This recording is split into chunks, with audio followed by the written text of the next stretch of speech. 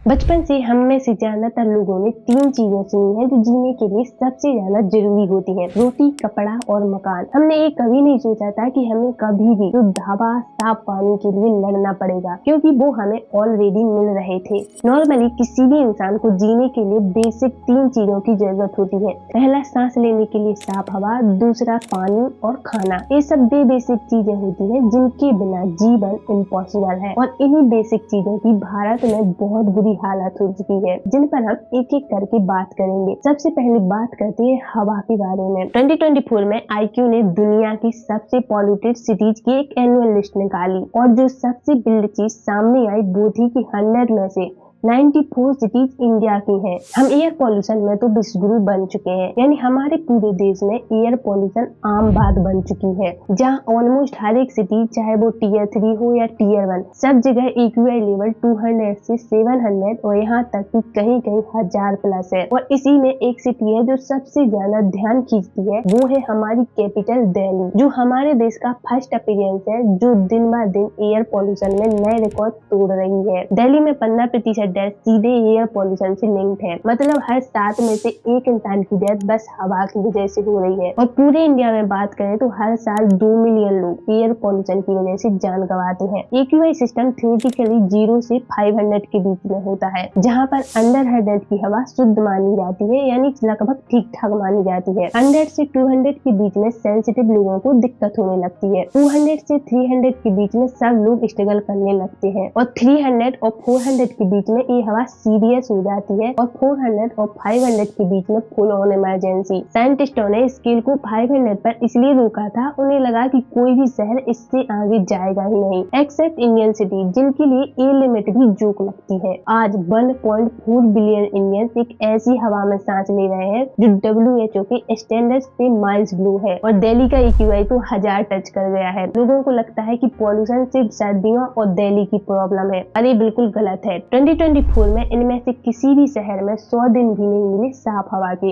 लोग ये मानने लगे हैं कि दिल्ली का एक्यूआई तो 700 से 1000 टच कर जाता है, लेकिन हमारा तो सिर्फ 200 तक ही रहता है। हमारी हालत उतनी खराब नहीं है, लेकिन रिसर्च ने क्लियर दिखाया है कि 1000 एक्यूआई के कुछ दिनों से ज्यादा इम्पैक्टफुल होते हैं वे दिन जहाँ पर एक्यूआई 100 या 200 प्लस होता है। हम लोग इस लेवल के पॉल्यूशन को डेली इनहेल कर रहे हैं, जो डॉक्टर्स के हिसाब से 40 से 50 सिगरेट डेली पीने के बराबर है, जिसके डायरेक्ट इफेक्ट जैसे breathing issue, allergy, long term lung cancer, heart diseases, stroke और मेंटल हेल्थ इशू है। पॉल्यूशन की वजह से लोगों की लाइफ एक्सपेक्टेंसी सीधे 12 साल कम हो रही है। इमेजिन एक पूरा डिकेड माइनस हो जाना सिर्फ हवा की वजह से। जब हमारी हवा की हालत इतनी बिगड़ गई, तब जाकर हमने प्रॉब्लम को रिकॉग्नाइज करना शुरू किया।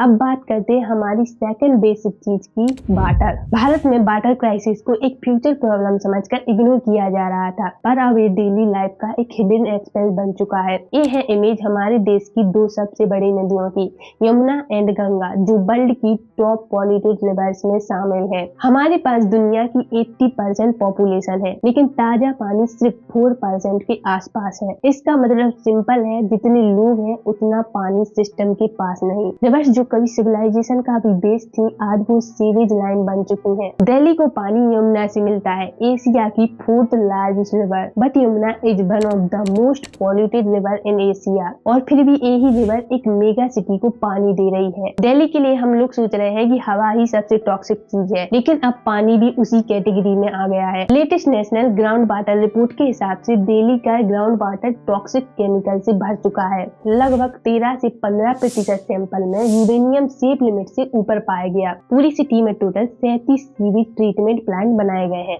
लेकिन उनमें से लगभग आधे प्रॉपर स्टैंडर्ड फॉलो ही नहीं करते। दिल्ली में यमुना के पॉल्यूशन का बिगेस्ट रीजन है दिल्ली की पॉपुलेशन। दिल्ली की पॉपुलेशन है 33 मिलियन, यानी 3 करोड़, और इसी वजह से दिल्ली का जो डोमेस्टिक वेस्ट होता है वो सीधे यमुना में फेंका जाता है, और ऊपर से इंडस्ट्रियल वेस्ट जो बिना किसी ट्रीटमेंट के सीधे यमुना में डाला जाता है। इसकी वजह से यमुना में टॉक्सिक केमिकल्स की मात्रा बढ़ती जा रही है, और यमुना का पानी इतना खराब हो चुका है कि वो पीना तो छोड़ो, नहाने लायक भी नहीं बचा है। यानी रिवर वेल को क्लीन करने की जगह उसमें रोज और पॉइजन फीड किया जा रहा है। फॉरेन रिवर्स में मछलियां दिखती हैं, लेकिन यमुना में फॉर्म और इंडस्ट्रियल वेस्ट दिखता है। यमुना जैसी रिवर्स का छोटा सा दिल्ली वाला पार्ट पूरे रिवर्स का 2% है, लेकिन पॉल्यूशन का 70 to 80% इसी स्ट्रेस से आता है। बाकी सिटीज में भी सेम पैटर्न है।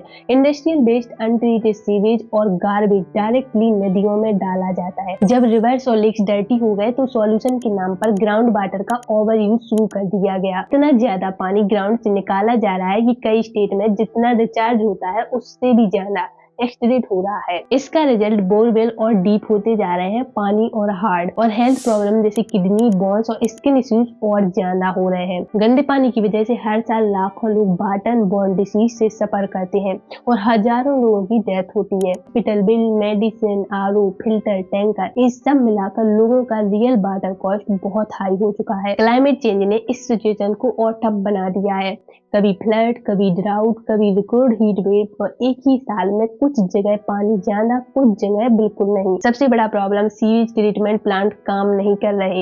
इंडस्ट्रियल पॉल्यूशन मॉनिटरिंग वीक है और नदियों को पवित्र बोल के भी ज्यादा कचरा हम ही डालते हैं। अगर माइंडसेट और पॉलिसी नहीं बदली तो अगले 10-20 साल में इंडिया के हाफ डिस्ट्रिक्ट एक्सट्रीम पानी की कमी को फेस कर सकते हैं। अब बात करते हैं थर्ड बेसिक चीज की, खाना। इंडिया में खाना ऑफिशियली टेस्ट के नाम पर बेचा जा रहा है, लेकिन रियलिटी में वही टेस्ट धीरे धीरे स्लो पॉइजन बन गया है। प्लेट तक पहुंचने से पहले ज्यादातर फूड कंप्रोमाइज हो चुका होता है। पानी पूरी, मोमोज, आइसक्रीम ऐसी जगह बनते हैं जहां पर बेसिक साफ सफाई भी लग्जरी लगती है। फलों और सब्जियों को इंजेक्शन, कलर और केमिकल से फ्रेश बनाया जा रहा है। स्ट्रीट फूड हो या रेस्टोरेंट हो या बिग कंपनी, हर जगह cheap palm oil, synthetic colour, sugar, trans fat और केमिकल यूज किए जा रहे हैं। मसाले जिन्हें हांगकांग, सिंगापुर और नेपाल ने बैन या रिकॉल किया है, वही मसाले इंडिया में नॉर्मल कैटेगरी में है। मिल्क और पनीर तक का सिंथेटिक वर्जन मिल रहा है। डिटर्जेंट, यूरिया, रिफाइंड ऑयल वाला मिल्क, वेजिटेबल और स्टरेज वाला पनीर, अल्ट्रा प्रोसेस्ड फूड जैसे noodles, chips, sugary drinks, obesity, diabetes और हार्ट डिसीजेज को एग्रेसिवली बढ़ा रहे हैं। वन पेपर सेफ्टी FSSAI की जिम्मेदारी है, लेकिन रेट्स के बाद भी वही मार्केट फिर भर जाता है। एनफोर्समेंट वीक है, स्टाफ कम है और केसेस सालों तक पेंडिंग है। यानी कुल मिलाकर हर एक बेसिक चीज भी पॉल्यूटेड हो चुकी है। इन 3 चीज, हवा, पानी और खाना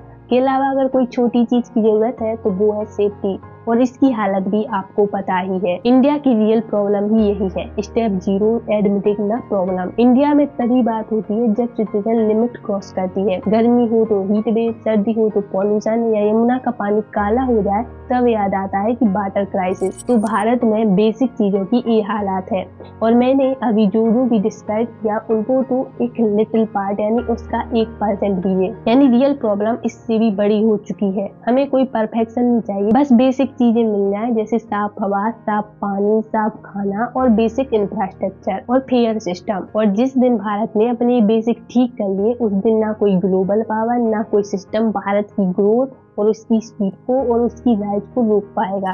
तो दोस्तों, ये थी आज की वीडियो। आई होप आपको अच्छी लगी होगी। मिलेंगे ऐसे ही इंटरेस्टिंग टॉपिक के साथ।